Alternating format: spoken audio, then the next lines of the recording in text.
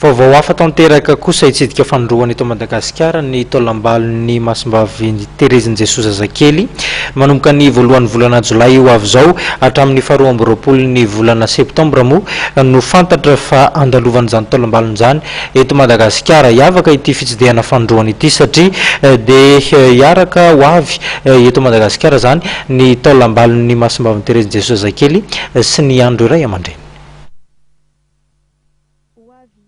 Madagasikara ary anao fiteteza-paritra manerana nosy ny taolam-balon'ny Masimbavy Tereziny Jesosy Zazakely sy ny ray aman-dreny ny voalohan'ny volana Jolay ka hatramin'ny 12 Septambra izao.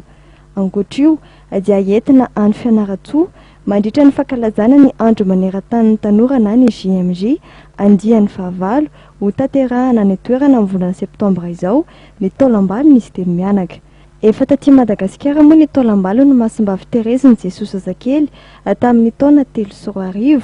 samba ny teto amin'ny tantaran'ny katolika romana eto Madagasikara kosa nefa ny fahatongavan'ny taolam-balony miaraka ny ray aman-dreny tahaka izao.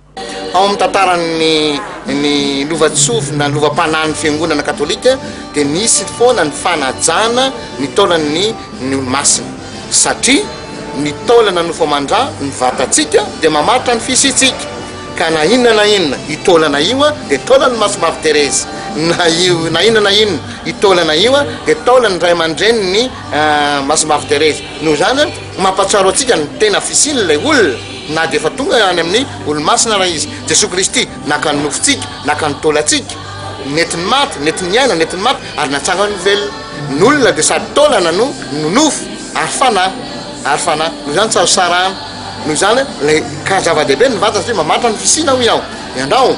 tsy fantatra hoe ianao raha tsy ny vatana mahanao no fomandranao azonao mizany ka na dia maty ary dia mbola mamaritra ihany koa fahoarina ao ambadika izay fijeren'ny fanajana ny sisa taolan'izay dia nisy ny fiainan'ny manontolo izay ambaran'ny Terezy kely hoe feno ny asan'Andriamanitra tao amin'ny fiainany ka ny fahamasinana dia zay hoe izay asan'Andriamanitra tao amin'ny fiainany ilay olo-masina izay. Ary dia lasa modelitsika moa izany satria matoa atsangan'ny fiangonana olo-masina dia ny dikan'izay dia hoe atolotra ho any zao tontolo izao hoe modely azo aintahaka amin'ny fiainana ny finoana sy ny fahasoavan'Andriamanitra. Aoriana ny fandalovan'ny taolam-balona ireto fianakaviana ny olo-masina ireto dia atsangana olo-masina amin'ny volana Oktobra izao any Roma ny ray aman-dreny Masimbavy Tereziny Jesosy Zazakely ny fisian'ny fahagaganan'ny sevoatselakory izay tamin'ny ankizy kely izay efa narary mafy tany Espana no narisy lahatra ny foiben'ny katolika romanina anandratra azy ireo olo-masina. Teraka sivana izy mivady dia 5 velona 4 maty saky ny atsasaky ny zanany maty nefa ho azy ireo amin'ny masom-pinoana dia hoe ny atsasany tazoninay ny atsasany ny menay an'Andriamanitra fa avy eo nisy 5 velona niditra masera karmelita niditra masera ny iboka zany hoe velombelona araka fitentsika hoe nandre ny levimbelona noho zany na maty na velona lasa daholo le zanany tsy nanana zavokely ana izy mivady kanefa natoky an'Andriamanitra amin'ny fomba madio tanteraka dia nisy ny tena hoe tsy ny fiainana tany ihany ny fiainam-pianakavy fa ny any an-danitra koa. Ary amin'izao fotoana izao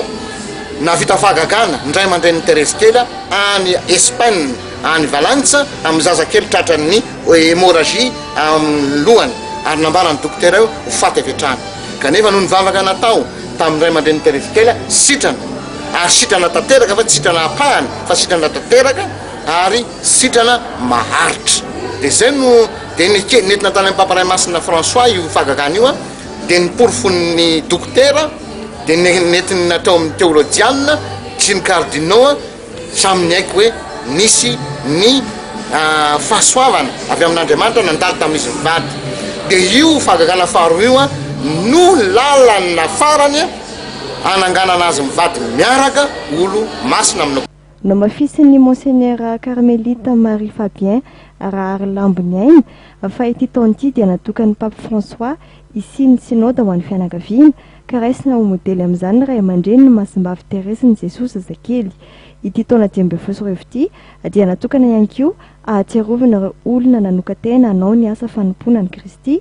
toy ny masera sy ny mopera ary isany amin'izany ny Masimbavy Tereziny Jesosy Zazakely.